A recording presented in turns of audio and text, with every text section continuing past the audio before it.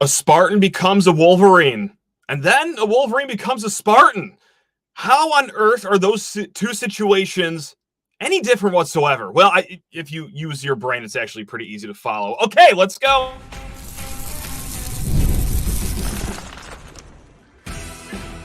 You are Locked On Spartans, your daily podcast on the Michigan State Spartans, part of the Locked On Podcast Network, your team every day.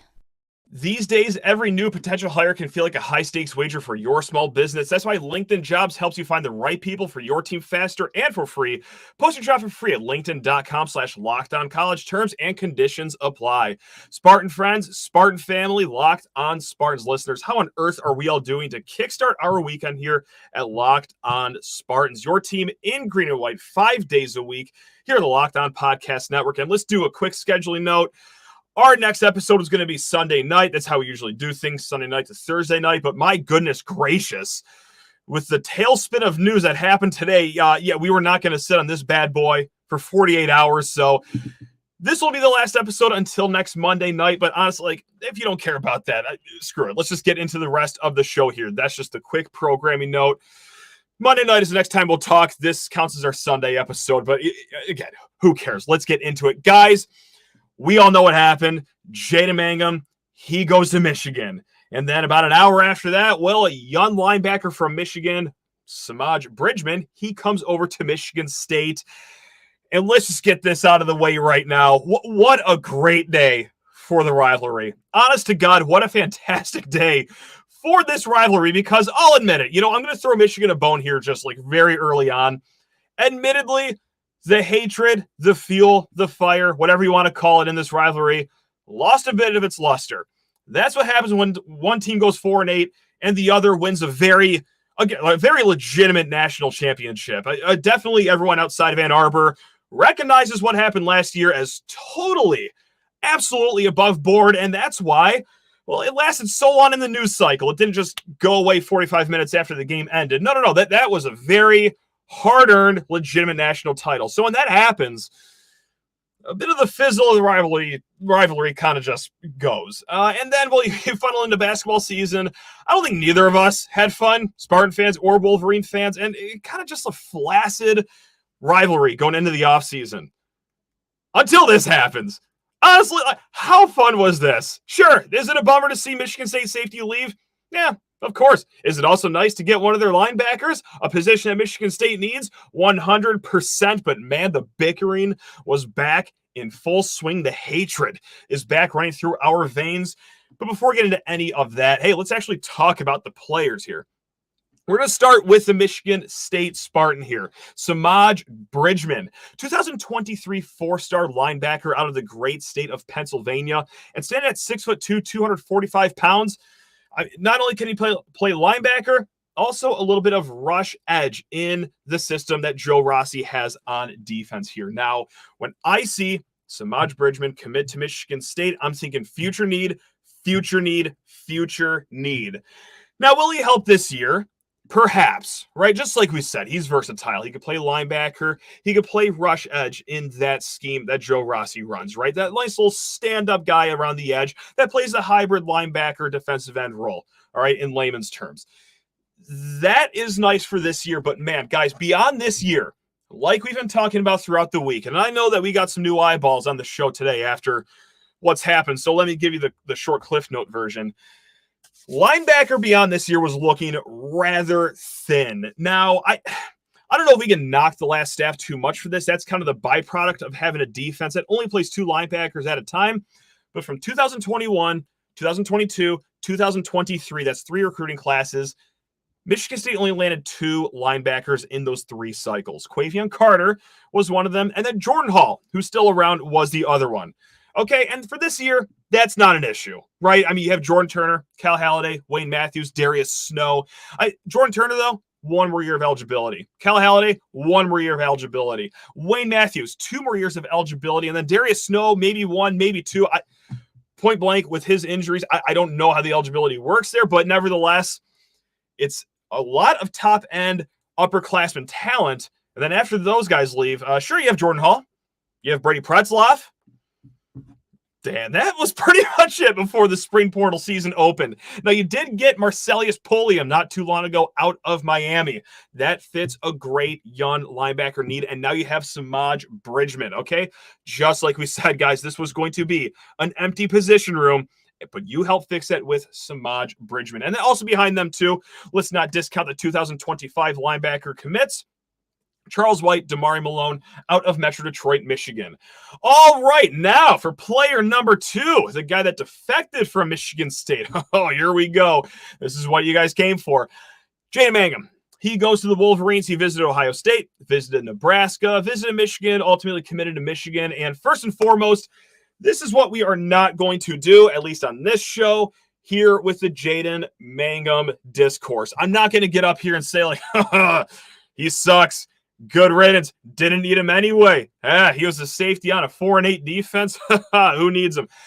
Guys, look, it's not fun to see him leave, especially to that school. We can say that he is a fine player. Now, what I also will do is break check a few of the big Michigan accounts, like some of the gigantic Michigan accounts on there on Twitter that were thumping their chest and saying that, oh, we just took Michigan State's best player.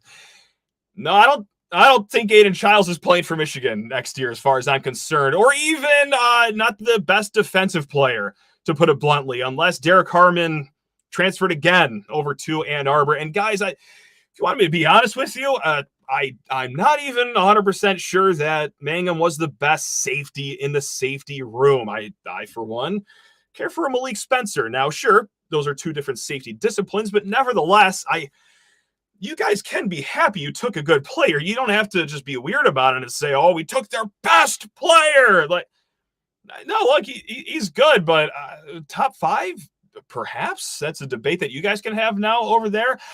Regardless, though, look, and this isn't just me saying this. This isn't me, just going off on a cuff here. This is 24/7 Sports stating the next thing right here. Jaden Mangham, ranked the 718th transfer in the portal, number 70 safety overall. So it's not just me saying that like he got a fine player, not a first-team All-American or anything. Like that's kind of a middling ranking right there. And just for added context too, Semaj Bridgeman, top 500 guy per 24/7 Sports, the number 34 linebacker in the country. So when it comes to the Jaden Mangham discourse, you're not going to get like the full passion, the full ire from me. Like, oh, how could he do this? Like, sure, it's upsetting, of course. But look, we also talked about this a few days ago, right? That's when we really ripped the Band-Aid off. And to put it bluntly, I don't even know if this situation of your starting safety going to your rival school falls in the top 15 craziest things that's happened at Michigan State in the last year. So excuse me for not being just overly passionate about this right now. But hey, here's this too. You also, in year 1 of a regime change, which Michigan State is under right now, you need kids that buy in immediately to the new staff and the new culture and what they want to do. I know that sounds so cliche. I know it sounds so corny. But man, you have to be tunnel vision on what Jonathan Smith is selling you. And guys, maybe I'm going out on a limb right now, but the guy that just left in the transfer portal basically at midnight of the final day to go to the rival school, I don't think he was completely bought into Jonathan Smith. I know, call me crazy. So is it upsetting? Sure, of course it is. Is it shameless? My God, absolutely. Is this just the day and age of college football? Perhaps, I guess. I mean, this isn't just a Michigan State-centric thing. Is it confusing? A little bit.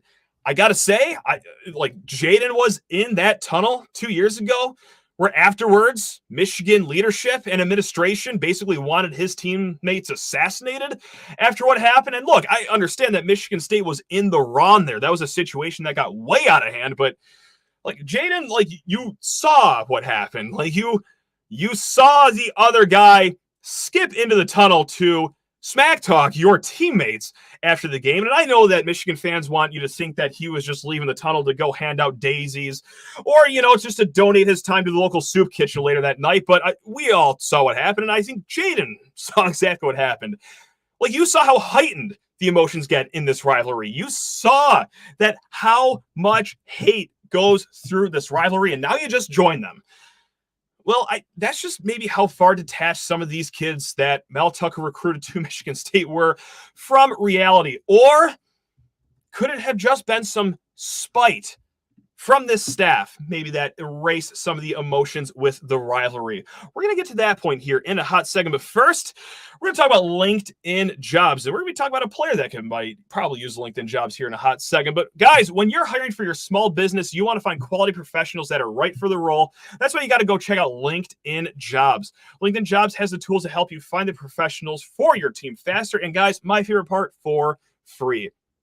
Now, LinkedIn isn't just your normal job board. No. LinkedIn helps you hire professionals that you can't find anywhere else, even those who aren't actively searching for a new job, but hey, might be open for your perfect role. In a given month, over 70% of LinkedIn users don't visit other leading job sites. So if you're not looking at LinkedIn, you are just wasting your time. So join the 2.5 million small businesses that use LinkedIn for hiring. Post your job for free at linkedin.com/lockdowncollege. That's linkedin.com/lockdowncollege to post your job for free. Terms and conditions, you got that right, buckaroo. They apply. All right, let's get back into the mix here. And look, this is a storyline. I don't know if it necessarily had to be, but there are some vocal family members on the other end here that I'll kind of shine a light on this here. And maybe, perhaps, I'm not saying that Jaden Mangham committed to Michigan out of spite for what happened with his brother and the running back room, but perhaps once you see that happen, maybe that's just when he said, screw it, I'm all open. I don't care about the rivalry. I don't care about Michigan State. I don't care about what any tradition ever means with college football, and that's fine. Like, that's this day and age.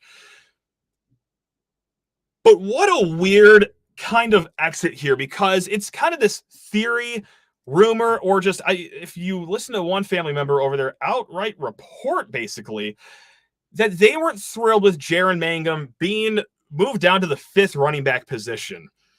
I mean, you saw him slide down the depth chart here. Brandon Tulis, true freshman, 18 years old, promising career ahead of him. He was basically pegged as the 3rd running back after you got a transfer portal running back. Jalen Berger, your RB4, and then Jaden Mangham, RB5. There's another podcast out there. This is Sparta Podcast. They were riff-raffing about what has been going on. Great episode, by the way. Like, very fun. Tony Lippett, RJ Shelton, the whole kit and caboodle.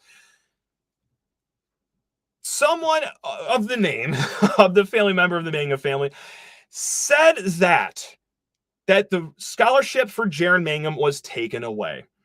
Now, I would like that verified before I go any further on that. And maybe that's something that we just talk about later on here. But let's just say that it was a classic situation of the writing was on the wall. Let's say that he just did still have a scholarship, but hey, he ends spring as the 5th running back.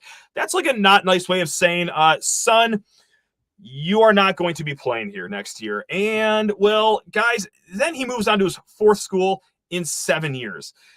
And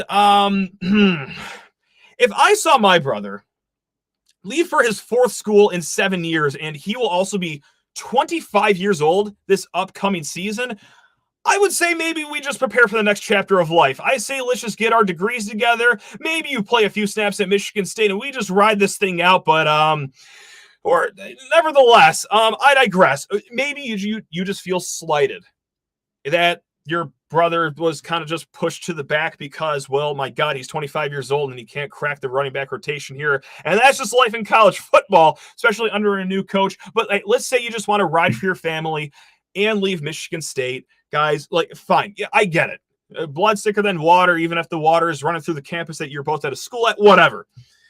There's no shame in that.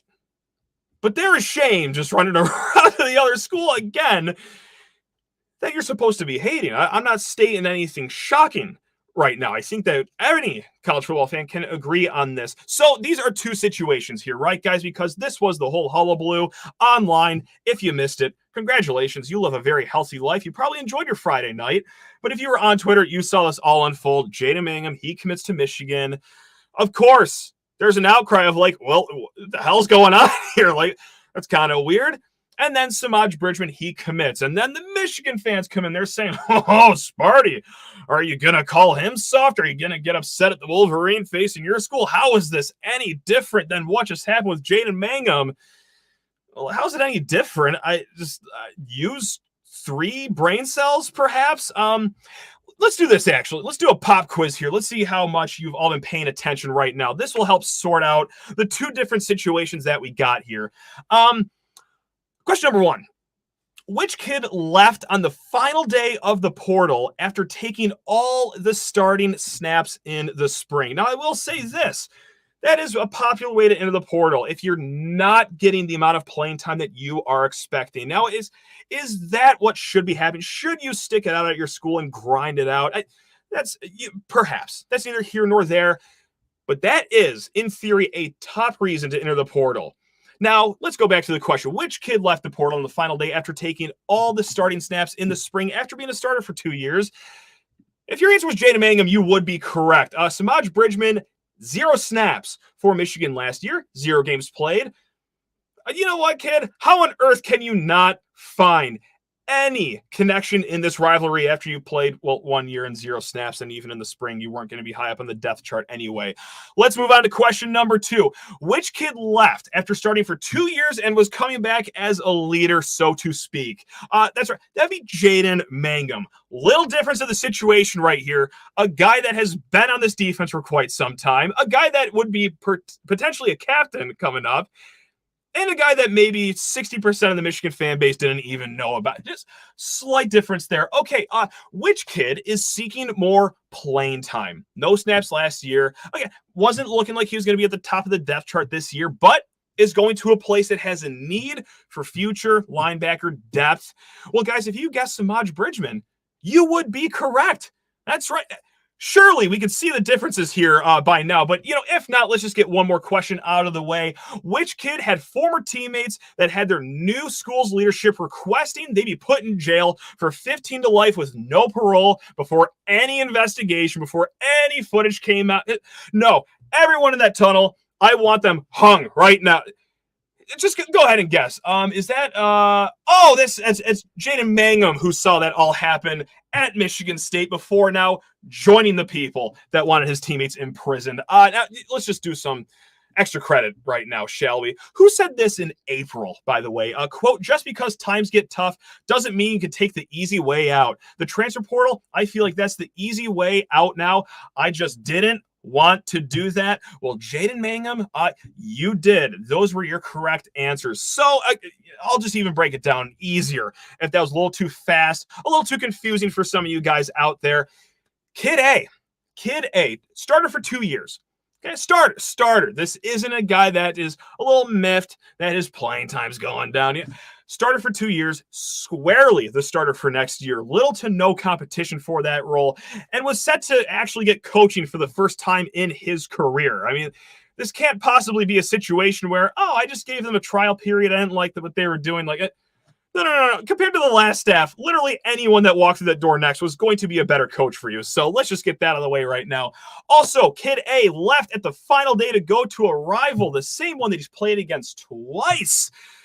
That's right, one of those times that led to that rivalry-defining moment. And, one of the things that happened after the tunnel was, it kind of just took me off guard and was very disingenuous, was the whole, that's not what the rivalry is all about. That's not the rivalry. The hell, yes, it is. There is pure hatred in this rivalry. How can you not see that, especially being a player that is playing? That just bewilders me. Anyway, that's Kid A. Kid B, no snaps. All right, no path to the too deep depth chart of where he was at as a former 4-star. This kid probably left high school thinking that everything is gold in front of him. And my God, to start his second year, I'm kind of getting pinched right now. This isn't good. But hey, over there is a Power 4 school. I think I'm a Power 4 player. They need linebackers. I'm a linebacker. And just rejuvenates his career. Guys, I think if we're all going to be honest with ourselves, that we can see the difference. And I'll dumb it down for you guys even more if you need it. Let's imagine Mason Graham, great player for Michigan. See, I'm not a total hater over here. Mason Graham, 2-year starter, set to start for his 3rd year coming up. What would you guys feel if he went in the transfer portal and then came to Michigan State or came to Ohio State or Notre Dame? All right. And then let's say, for example, Quavion Carter, he leaves Michigan State and he goes to Michigan. All right, that's Quavion Carter. That's a guy that has not played here at Michigan State. All right, that is probably seeking another route in his college career. I'll tell you what, I don't think Michigan State fans would be losing too much sleep over it, and I don't think you guys would be all too tickled if Mason Graham just got up and left to your rival at midnight. Again, I'm trying to make this as easy for you guys to follow as possible. Someone was a leader that left for their rival. Someone has hardly started their career in college, almost essentially has no ties to the school after just one snapless year, and is kind of getting a mulligan to start his college career. And I keep hearing this too, which seems a little disingenuous. The whole like, oh, Spartan didn't say anything for Ben Van Sumeren when he transferred to Michigan State. Okay, that's a kid, again, wasn't a starter. He transferred after his brother committed to Michigan State. I think it's pretty easy to connect the dots there. Ed Warner transfers from Michigan State to Michigan to go follow his dad, who took a coaching job there. And I don't know if more than 6 people on Michigan State's side got riled up for more than 12 collective seconds about that. There are different ways that stories can unfold, guys. I know that we're just trying to do this whole gotcha thing, but it is different. Enjoy Jaden Mangham. We will enjoy Semaj Bridgeman. I think it works out for both of our parties right now. Obviously, I'm not a monster. I don't wish ill on Jaden Mangham. I mean, I wish him an injury-free career. But with that said, I'm hoping for the absolute worst coming up for him. I hope that he struggles under health. And that's not personal to Jaden. Of course not. That's how Wolverine fans feel about Spartans. That's how Spartan fans feel about Wolverines. I'm not going to get up here and lie to you and say, oh, good luck to him. We're rooting for him. Oh, no, screw that. No, I know they don't care about rivalries, the players these days anymore, but we still do. So, yes, stay healthy. Go get them. But, yeah, hopefully it's just a miserable year over there in Ann Arbor. Again, you can just clutch your pearls over there and act like you're outraged at what I just said, but that's college fandom for you right there. And that's kind of what happens. All right, guys, we got 2 more commits today that we got to talk about. We will give them more love next week. I hate to bury them in the third segment, but wow. What a start to the weekend that was. But first, you need to talk your ears off about FanDuel Sportsbook. Folks, you already know what's going on. It's NBA playoffs. It's NHL playoffs. It's PGA Championship. Will someone get arrested tomorrow? Well, FanDuel doesn't have those odds on the board, but they have so many other great odds. I have been all over FanDuel for this PGA Championship. And guys, if you are a new customer out there, well, hey, it gets even sweeter for you. You get $150 in bonus bets with any winning $5 bet. That's right. That is $150 to bet on spreads, money lines, player props, and so much more. And just like I'm talking about with the PGA Championship, I have strung together some nice parlays of 3-ball matchups, like who's going to win their group. And also, guys, if you want to close your eyes, hold hands together, and ride with me, Sahith Tagala, 12-1 right now on FanDuel. Well, guys, let's just do it. Let's just do it all together and become rich together. All right. Guys, visit FanDuel.com/lockedon and make every playoff shot count. It's FanDuel, America's #1 sportsbook. All righty, let's get into the last segment here. And I hate to do this because these were 2 really good pickups for Michigan State. But yeah, guys, what we just talked about in segments 1 and 2, bigger needle mover. But let's not discount the importance of Nikai Martinez and Jeremiah Hughes that committed to Michigan State on this Friday, or now Saturday, as we're doing the live show here on YouTube. All right, we'll start with Mr. Martinez here, 5'11", 190-pound safety out of the University of Central Florida. Now, this guy is coming here with some nice experience here. Started all 13 games last year for the Golden Knights as a true sophomore, okay? And this guy, what you talk about versatile, this is the guy that you're looking for here. He played box safety. He played free safety, nickel corner. I'm pretty sure he helped out with traffic after the games too. But yeah, this guy can be moved all over that secondary, which is going to be nice for Blue Adams, Coach Meat, Joe Rossi. Last year for UCF, by the way, if you're into stats, 3 interceptions, 54 tackles. This guy craves the contact, okay? That 54 tackles is nice to have as a safety right there. Pro Football Focus was very high on his coverage grade, too. He graded 37. That'd be not good. 73.1 was his coverage grade. That is 13th amongst all Big 12 safeties last year. So he comes to Michigan State ready to compete for maybe even a starting role at the nickel spot. I don't think the corners, but anyway, we'll get to that later on. We got to talk about Jeremiah Hughes, too. All right, this is a guy that visited not too long ago here in East Lansing. 6 foot, 193-pound cornerback from LSU by way of Bishop Gorman over in Nevada. That is one of the best prep programs out there for those that don't know. And last year for the Tigers, well, he played in all 13 games. Now, I will say this.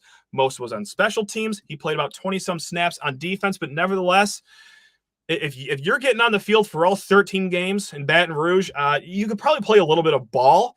And guys, let's also not kid ourselves too. Secondary hasn't all been that great the last few years in East Lansing. Hope you're sitting down for that one. I know that's some jarring news right there, but we could use any help we could possibly get. And my goodness gracious, I think the coaching staff knows that too, because they have just landed haymaker after haymaker in the spring portal cycle. They got Ed Woods. They already have Chance Rucker. And then Legend Cavazos, another cornerback transfer from North Carolina. So between Woods, Rucker, Cavazos, those are the three guys competing for your starting 2 cornerback spots. One of those guys coming off the bench, you're feeling pretty okay about that. And that's not even mentioning Chuck Brantley, Ade Wiley, okay? Ade Wiley had over 100 snaps of experience last year. Now, the nickel spot is going to be interesting. Angelo Gross comes into spring having that role, but you add a guy like Nikai Martinez, I start to wonder if that's where he slides in, because at safety, it seems pretty point blank, chalk. Malik Spencer, Dylan Tatum.